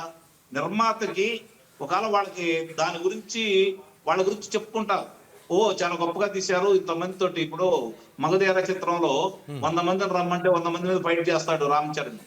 ఛానల్ దాని గురించి చెప్పుకున్నారు, అది ఓతపత్రంగా కూడా ఉపయోగించుకున్నారు. చెప్పని అట్లా చాలాగా మాట్లాడుకుంటా ఉంటారు. కల్పన, చిత్రం అంటేనే కల్పన. మనం చేయలేని పని తెర మీద కథానాయకుడు చేస్తుంటే మనం ఆనందపడిపోతాం. మన అనుభూతులు చిత్రంలో కనపడతా ఉంటే, మనం వ్యక్తం చేయలేని అభిప్రాయాలు అక్కడ కనపడతా ఉంటే మనం ఆనందపడిపోతా ఉంటాం. చిత్రం అనేది కల్పన కాబట్టి చిత్రంలో అన్ని ఉండాలని మనం కోరుకోవడం కూడా కరెక్ట్ కాదు. కానీ దానికంటూ ఒక కథ ఉండాలా, ఆ కథకు తగ్గ నటినట్లు ఉండాలా. కనీసం ఈ రోజు దౌర్భాగ్యం ఏంటంటే కొంతమంది కథానాయకులు కూడా వాళ్ళ గొంతు కాదు, డబ్బింగ్ మీరు నమ్ముతారో నమ్మరో. ఎస్ డబ్బింగ్ కొంతమంది కథానాయకులు కూడా అడవులు వాళ్ళ ముందు కాదు. తెచ్చుకుంటున్నారు. రంగం చౌదరి గారు, ఇంత మీకు ఇంకో దౌర్భాగ్యం విషయం నాకు గుర్తుందో అర్థం లేదో, మీకు ఇంకో విషయం గుర్తుందో లేదో, ఆరెంజ్ సినిమా వచ్చినప్పుడు అతను ఎందుకు ఖర్చు పెట్టించారో నాకు అర్థం కాలేదు, అంత పెద్ద నాగబాబే ఆ మాట అనడం జరిగింది. సో నిర్మాతగా ఆయన ఎస్ ఆవేదన చెంది అప్పులు పాలయని చెప్పి అప్పులు పాలయ్య అని చెప్పి నిర్మాత చెప్పడం అన్నాడు జరిగింది. అంజనా ప్రొడక్షన్స్ సంబంధించి. ఎగ్జాక్ట్లీ Yes, చాలా ఇబ్బంది పడ్డానని చెప్పాడు ఆయన. అవును, Right. ఇదే కదా. రైట్ సరే, రైట్ చౌదరి గారు మా కళ్యాణ్ చెప్తున్నట్టుగానే మొత్తం మీద సి కళ్యాణ్ గారు అన్నారు ఏమని, రవిని ఎన్కౌంటర్ చేసినా తప్పు లేదన్నారు. కానీ ఇప్పుడు సోషల్ మీడియాలో చూస్తుంటే చాలా మంది రవి అభిమానులు అంటున్నారు నిర్మాతలు ఎన్కౌంటర్ చేయండి, ఫస్ట్ నిర్మాతలు మారేదట్టు చూడండి పోలీస్ డిపార్ట్మెంటు అనేసి చాలా మంది మీకు నిర్మాతలకు అగైనెస్ట్ గా కామెంట్స్ వస్తున్నాయి సార్, గమనించారా మీరు? అదేనండి ఇక్కడ గమనించుకోవాల్సింది ఏంటంటే దేనికైనా బాధ్యత నిర్మాతే. ఎస్ ఆ 4 నిర్మాతలను దృష్టిలో పెట్టుకొని 120 మంది నిర్మాతలను తిడుతున్నారు. ఇది చాలా బాధాకరమైన విషయం. ఎస్ కళ్యాణ్ గారు చెప్పినట్టు డైరెక్టర్లు ఎవరు కేసు పెట్టలేదు, నిర్మాతలు ఎవరు రాలేదనుకుంటే, డైరెక్టర్లు రాలేదు, నిర్మాతలు రాలేదు, డైరెక్టర్లు మాత్రమే కేసు పెట్టిన సందర్భాలు కనిపిస్తున్నాయి. కళ్యాణ్ ఇంకా సోషల్ మీడియాలో ఎటువంటి స్లోగన్స్ వస్తున్నాయి కళ్యాణ్ రవికి సపోర్ట్? మెయిన్ ఇక్కడ ఇంకో విషయాన్ని మనం గమనించాలి. ఇది ప్రేక్షకుల్లో అందరి నుంచి వస్తున్నటువంటి వాదన ఏంటంటే ఇది ఆలోచించదగ్గ వాదనలా కనపడుతుంది. ఎందుకంటే వాడు 1000 రూపాయల 400 రూపాయల ప్రభుత్వం పెంచితే 100 రూపాయలు అదనంగా పెట్టో సినిమాకి వెళ్ళినంత మాత్రాన ఒక ఫ్యామిలీ మొత్తం వెళ్తే అతని ఖర్చు సాధారణటువంటి అంటే ఏదైనా సరే ఒక కాస్ట్ని క్యాలిక్యులేట్ చేసేటప్పుడు సాధారణంగా ఉండేటువంటి మధ్యతరగతి వ్యక్తిని క్యాలిక్యులేట్ చేసి తీసుకొని చేయాలి. అది ఒక మినిమం అట్లీస్ట్ కింద వాళ్ళకి అంటే సాధారణ జనాలకు కాకపోయినా మధ్యతరగతి వారిని క్యాలిక్యులేట్ చేసుకొని తీసుకోవాల్సినటువంటి అవసరం ఉంటుంది. అయితే ఇది జరగకుండా రేట్లు అకస్మాత్తుగా పెంచడం వల్ల ఆ సినిమా చూడాలనేటువంటి తపన ఏదైతే వీళ్ళు ఇస్తున్నటువంటి అడ్వర్టైజ్మెంట్లు మీరు అన్నట్టుగా ఇందాక స్ట్రీట్ సాంగ్కి ఒక ప్రోగ్రాము ఇంకోటి ఇంట్లో ఇంట్రెస్ట్ పెంచి క్రియేట్ చేయడం వల్ల దానికి వెళ్ళడం జరుగుతుంది. సో ఒక ఫ్యామిలీ మొత్తం వెళ్తే వాడికి 2000 రూపాయల దాకా కనీసం పోతున్నటువంటి పరిస్థితి, లాస్ అవుతున్న అంటే పోయాడు పోనీ ఎంజాయ్ చేసి ఇందాక సారెండర్ గారు దాంట్లో విజ్ఞానమో లేకపోతే విద్య ఉంటే వెల్ అండ్ గుడ్, దాంట్లో నేర్చుకునేది ఏం లేకపోగా బోరు కొట్టి బయటకు వచ్చినప్పుడు అతని పరిస్థితి జేబు చిల్లి కనపడుతుంది. సో అతను అంటున్నాడు ఏంటంటే మేము పెట్టి వెళ్తాం బాగానే ఉంది, పెట్టి వెళ్ళినంత మాత్రం నాకు లాస్ అయితే నాకు ఎవరైనా ఇస్తున్నారు. ఇప్పుడు కన్జ్యూమర్ ఫోరంలో కేసు వేస్తే నా పెన్సిల్ బాగలేదు నన్ను మోసం చేశారంటే కన్జ్యూమర్ కోర్టులో మన పెన్సిల్కి ఫైన్ కూడా తెచ్చుకోవచ్చు. మరి దీనికి అలాంటి అవకాశం కూడా లేదు. అలాంటి అవకాశం గవర్నమెంట్ కల్పించాల్సిన అవసరం ఉంది. అది లేకుండా నేను వర్మ లాంటి వాళ్ళు అయితే నా ఇష్టం వచ్చినట్టు సినిమా తీశాను మీకు ఇష్టం ఉంటే చూడండి చూడండి అంటారు, డైరెక్ట్ గా చెప్పేస్తున్నారు నా ఇష్టం. దాన్ని మనం తప్పు పట్టలేదండి. ఇప్పుడు ఆయన ఇష్టం వచ్చినట్టు సినిమా తీస్తాడు, ఇష్టం ఉన్న ప్రేక్షకులు వెళ్తారు, ఎవరు మనం కంట్రోల్ చేయలేము. కానీ ఈ రేట్లు పెంచుకునే అవకాశం ప్రభుత్వాలు ఎందుకు ఇవ్వాలని నేను అంటున్నాను. సార్ రైట్స్ మీరు చెప్తున్న విషయానికి వస్తే సార్ ఫైనల్ గా ఇప్పటికైనా రవి అరెస్టు ప్రజల నుంచి వస్తున్న ఈ స్పందన ఇవన్నీ చూస్తూ ఉంటే ఇప్పటికే నిర్మాత మారుతాడా, లేకపోతే ఈ దౌర్భాగ్యం ఇంతేనా తెలుగు ఇండస్ట్రీకి కానీ మొత్తం టోటల్ ఫిల్మ్ ఇండస్ట్రీకి ఇంతే ఉంటుంది, ఇంక చేంజెస్ ఏముండవు అంటారు మీరు? ఎట్టి పరిస్థితుల్లో మార్పులు చేర్పులే ఉండవండి. అట్లాంటప్పుడు ఇంకా రవులు మీరు చెప్పినట్టుగా కొన్ని 100 మంది రవులు పుట్టుకొస్తారేమో సార్, కొన్ని వేల వెబ్సైట్లు వస్తాయేమో. ఆల్రెడీ ఉన్నారు రవికి పేర్లు రకరకాల ఉన్నట్టు సూర్యుడు రవి ఇట్లా చాలా ఉన్నాయి అన్నమాట. ఆది వాళ్ళు పుట్టుకొస్తూనే ఉంటారు సార్. మీ వైపు మీరు మార్పు లేనప్పుడు ఇక్కడ కూడా మార్పు ఏముండదు. మీకు ఇంకో సంఘటన చెప్పనా నేను సార్? మామూలుగా చెన్నైలో చైనా బజారు బర్మా బజారు ఉండే కదా, మీరు చిత్ర పరిశ్రమ అక్కడ ఉండగానే మీరు అక్కడికి వెళ్తే వీడియో క్యాసెట్లు అక్కడ దొరికాయి. రైల్లో దొరికేవండి, రైల్లో అమ్మేవాళ్ళు. ట్రైన్లో చెన్నై నుంచి విజయవాడ వచ్చేటువంటి పినాకిని ఎక్స్ప్రెస్ లో క్యాసెట్లు పట్టుకొని అమ్మేవాళ్ళు అండి. మరి అంటే ఇవన్నీ ఎవరికి తెలియదు కాదండి. ఇది కంట్రోల్ చేయాలి అంటే ముందుగా పెద్ద కష్టమైన పని కూడా ఏం కాదు, పెద్ద కష్టమైన పని కూడా ఏమి కాదు. కానీ ఎవరు మనసు పెట్టరు దీని మీద, ఎందుకంటే ఎవరు అవసరాలు వాళ్ళవి. ఇప్పుడు ఒక వ్యాపారం ఉందనుకోండి, ఆ వ్యాపారానికి సంబంధించినటువంటి CEO ఉంటాడు, ఓ చైర్మన్ ఉంటాడు, మామూలుగా దానికి సంబంధించినటువంటి సాంకేతిక నిపుణులు ఉంటారు.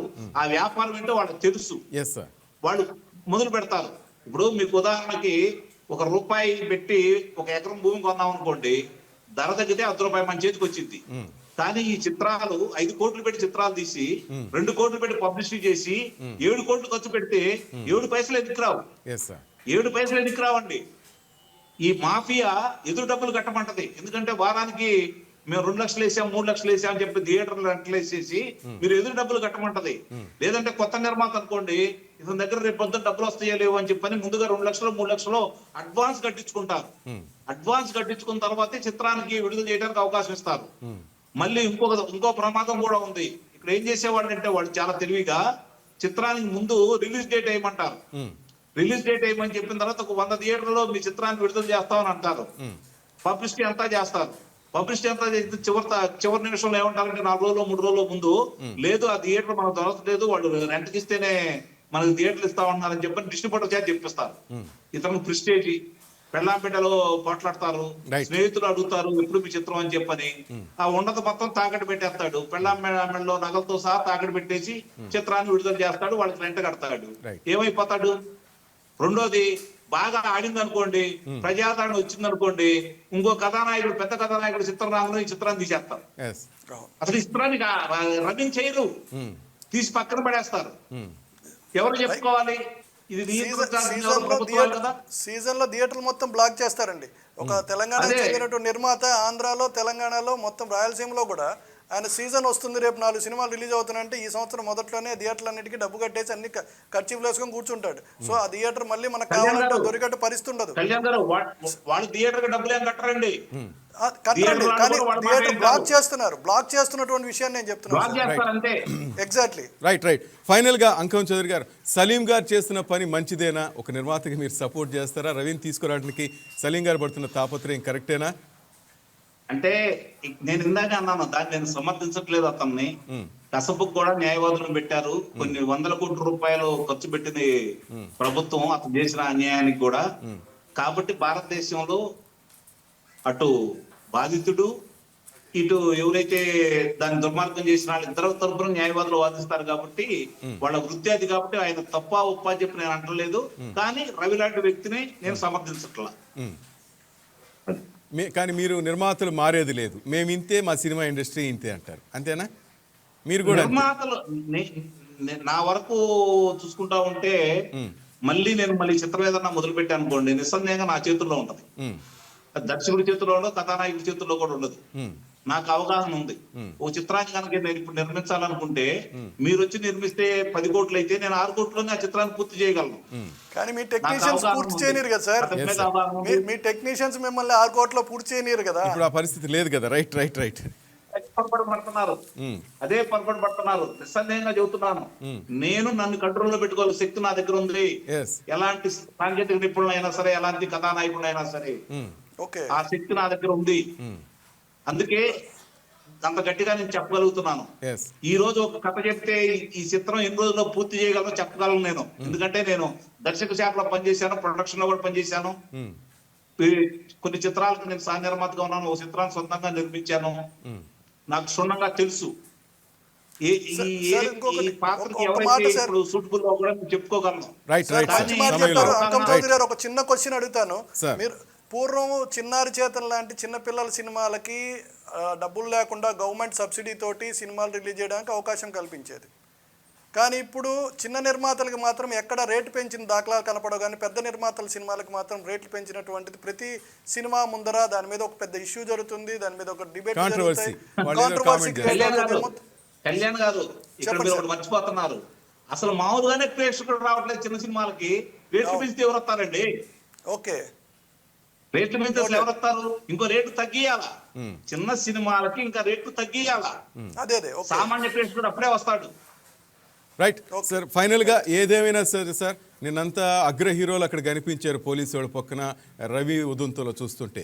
కానీ ఈరోజు చూస్తుంటే రవి ఈరోజు 2 తెలుగు రాష్ట్రాలకు అగ్ర హీరోలా కనిపిస్తున్నారు సార్. చాలామంది అభిమానులు తయారైపోయారు రవికి చెప్పకుండా. సోషల్ మీడియాలో చూస్తుంటే అటు మెగాస్టార్కి, యువరత్నకు, లేకపోతే ఇంకొకరికన్నా ఎందుకింత ఫాలోయింగ్ వస్తూ ఉందంటే అది మీ అందరికీ తెలిసిన సత్యమే. నేను మరలా చెప్పనవసరం లేదు, ప్రతి నిర్మాతకు తెలుసు, సినిమా ఇండస్ట్రీలోని ప్రతి ఒక్కరికి తెలుసు. సరే, తప్పు ఎక్కడ జరుగుతుందో ఇప్పటికైనా మీరు సర్దిద్దుకుంటే బాగుంటుంది. లేకపోతే ఇలాంటి రవులు పుట్టుకునే వస్తుంటారు. ఈ రవికి ఠాగూర్ అని పేరు పెడుతున్నారు, మరొక పేరు పెడుతున్నారు. ఫాదర్ కామెంట్ మీరు ఈ సందర్భంగా గుర్తు చేయాలి శ్రీనివాస్. సార్. ఎందుకంటే సినిమా హీరోలు మారాలి అనేటువంటి మాటని చెప్పారు. మా కాలంలో ఎన్టీ రామారావు, నాగేశ్వరరావులు తక్కువ ఖర్చుకి వర్క్ చేసేవాళ్ళు, కానీ ఇప్పుడు సినిమా హీరోలు మాత్రం డబ్బు కోసమే పనిచేస్తున్నారని మాట ఆయన అనడం జరిగింది. దీన్ని కూడా మీరు గుర్తు చేయాల్సిన అవసరం ఉంది. Exactly right. నేను అదే చెప్తున్నాను. మొత్తానికి రవి ఈరోజు హీరో అయిపోయాడు సార్. సలీం లాంటి వాళ్ళు ఆయన బయటికి తీసుకొస్తాను ఛాలెంజ్ విసురుతున్నారంటే రవికి ఎంత ప్రజాదరణ ఉంది అంటే సొసైటీలో ఫిలిం ఇండస్ట్రీలో ఎక్కడ తప్పు జరుగుతుందో ప్రతి ఒక్కరికి తెలుసు, ఆ పెద్దలందరికీ తెలుసు. అది సర్దిద్దుకుంటే బాగుంటుంది, లేకపోతే ఇలాంటి సైడ్స్ పుట్టుకుని వస్తుంటాయి, ఇలాంటి రవులు పుట్టుకునే వస్తుంటారు sir. Thank you very much sir. Please sir. ఏ ప్రభుత్వం అయినా నేను కొన్ని సూచనలు చేయగలను. ఆ ప్రభుత్వం అమలు చేసే ధైర్యం కనుక ఆ ప్రభుత్వానికి కనుక ఉంటే ఇలాంటి నేను 80% కంట్రోల్ చేయగలను. Sure sir, welcome. చూద్దాం ఈ డిబేట్లో వింటే ఆ ప్రభుత్వం ఎవరైనా మిమ్మల్ని పిలిస్తే ఇంకంతకన్నా ఉండాలి. కానీ అది జరుగుతుందా, అదే $1 మిలియన్ ప్రశ్నగా మారుతాం సార్ ఇప్పుడు. థ్యాంక్ యూ సార్ అంకం చౌదరి గారు లైవ్లోకి వచ్చిన. Thank you sir. Thank you Kalyan. Right, అది మొత్తం మీద 2 వారాల్లో ఐబొమ్మ రవిని బయటికి తీసుకొస్తానని ప్రముఖ న్యాయవాది సలీం గారు సవాల్ చేశారు. ఎట్టి పరిస్థితుల్లో తీసుకొస్తే ఇది పెద్ద కేసు కాదంటున్నారు. మరి అటువైపు తెలుగు ఫిలిం ఇండస్ట్రీ మొత్తం మీద అతన్ని బయటికి రానియకుండా ఉచ్చు బిగించాలి, ఇలాంటివి అడ్డుకట్టు వేయాలని వాళ్ళు ప్రయత్నాలు చేస్తున్నారు. మరి ఈ ఫైట్లో ఎవరు గెలుస్తారు అంటే ఒక 2 వారాలు వేచి చూడాలేమో. సలీం గారి మాట నెగ్గుతుందేమో. వైకేటీవీ సాక్షిగా ఆయన ఛాలెంజ్ చేశారు. చూద్దాం ఏం జరుగుతుందో. Wait and see. That's all for now. Keep watching VK news. ఇది తెలుగు వారి గుండె చప్పుడు.